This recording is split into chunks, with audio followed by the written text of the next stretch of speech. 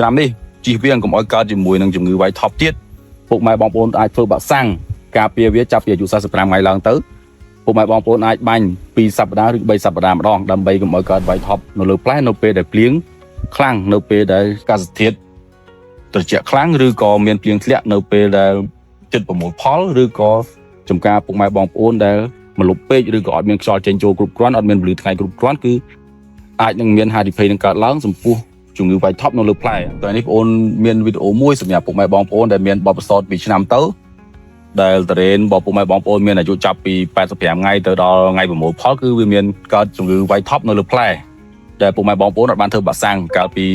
ចាប់ពីអាយុ45ថ្ងៃឡើងទៅគឺពុកម៉ែបងប្អូនបានធ្វើហើយឆ្នាំទៅវាជាមួយនឹងអាកាសធាតុប្រែប្រួលដោយសារវាភ្លៀងនៅពេលដែលតរ៉េនពុកម៉ែបងប្អូនជិតកាត់ធ្វើឲ្យកើតជំងឺវាយថប់នៅលើផ្លែ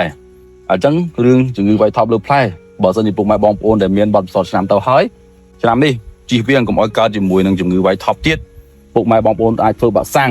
ការពារវាចាប់ពីអាយុ45ថ្ងៃឡើងទៅពុកម៉ែបងប្អូនអាចបាញ់2សប្តាហ៍ឬ3សប្តាហ៍ម្ដងដើម្បីកុំឲ្យកើតវាយថប់នៅលើផ្លែនៅពេលដែលភ្លៀងខ្លាំងនៅពេលដែលចិត្តប្រមូលផលឬក៏តរ៉េនរបស់ពុកម៉ែបងប្អូនចិត្តដល់ថ្ងៃប្រមូលផលខាងបងប្អូនគឺផលិតផលស្ដេចដំរីខៀវមានដំរីហិចសា1លីត្របូកជាមួយនឹងដុកទ័រដំរីកន្លះគីឡូលាយជាមួយនឹងស៊ីវីតពិសេស1លីត្រជាប្រភេទសារាយសមុទ្រលាយជាមួយនឹងទឹក1000លីត្រសារធាតុ3មុខនេះលាយជាមួយទឹក1000លីត្រគឺពុកម៉ែបងប្អូននឹងបាញ់ខាងក្នុងដើមជាមួយនឹងលើពោះមាសលើសណ្ដង់លើផ្លែជាពិសេសលើផ្លែតែម្ដងបាញ់ឲ្យជោគដើម្បីការពារកុំឲ្យកើតជំងឺផ្សិតឬក៏ហៅថាវាយថប់ធូរ៉ាលើផ្លែបើសិនជាពុកម៉ែបងប្អូនអត់បានធ្វើទេគឺអាចនឹងហានិភ័យជាមួយនឹងចំការដែលមានតែអាកាសធាតុត្រជាក់ខ្លាំងឬក៏មានភ្លៀងធ្លាក់នៅពេលដែលចិត្តប្រមូលផលឬក៏ចំការពុកម៉ែបងប្អូនដែលមលុបពេកឬក៏អត់មានខ្យល់ចេញចូលគ្រប់គ្រាន់អត់មានពន្លឺថ្ងៃគ្រប់គ្រាន់គឺអាចនឹងមានហានិភ័យនឹងកើតឡើងចំពោះជំងឺវាយថប់នៅលើផ្លែអញ្ចឹង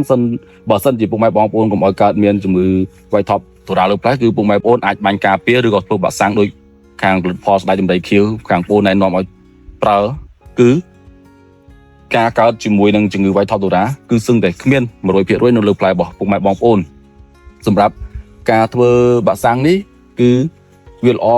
បំផុតគឺយើងបញ្ជាជាមួយនឹងហានិភ័យកុំឲ្យកើតឡើងនៅពេលដែលចិត្តប្រមូលផលបើសិនជាពុកម៉ែបងប្អូនមានចំណាប់អារម្មណ៍ក្នុងការប្រើប្រាស់ពុកម៉ែបងប្អូនអាចតាក់ទងជាមួយឌីប៉ូឬក៏អាចសួរនាំជាមួយខ្ញុំបន្ថែមសម្រាប់លេខទូរស័ព្ទពុកម៉ែបងប្អូនអាចយកពីខ្សែគឺទី1គឺ015 50 30 93មួយខ្សែទៀត097 6 73 83 93សូមអរគុណ